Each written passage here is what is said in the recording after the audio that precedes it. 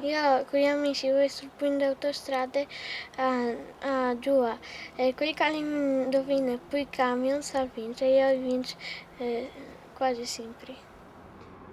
Il mio camion preferito è la Scania 144, perché è più avanzato e anche perché ha tanto dentro.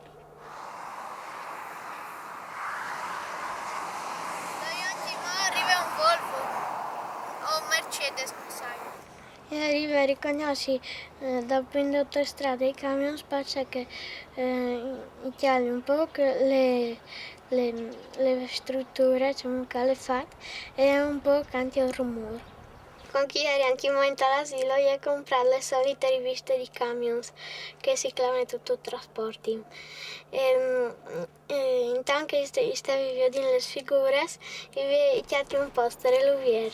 Le mie bande era un Scania bellissimo che lo stavi mostrando ai miei compagni.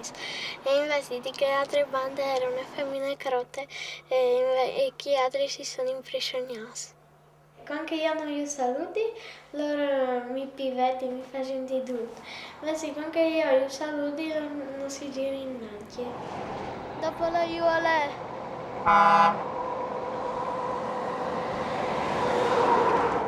La aiuole è un Scania.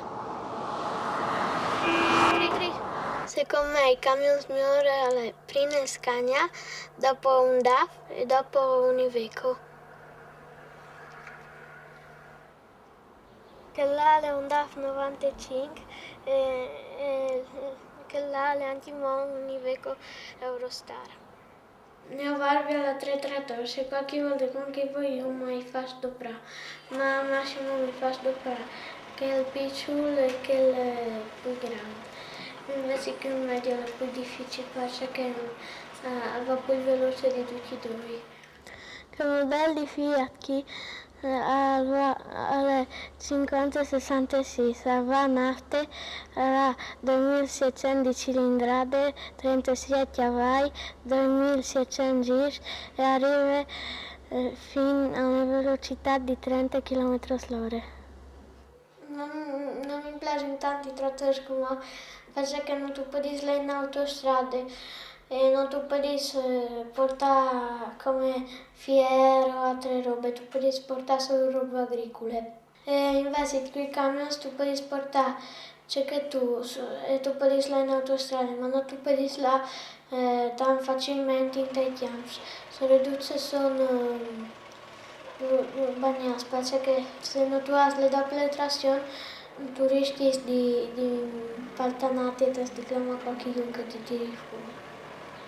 Mario mi dice sempre che prima di fare camionista e di fare anche il meccanico, perché come se mi si ferma il camion in una strada di montagna oppure in tal deserto, vai di sapere come dà. Ogni mese c'è una rivista che si chiama Professione Camionista, perché mi piace aggiornarmi sulle robe dei camion.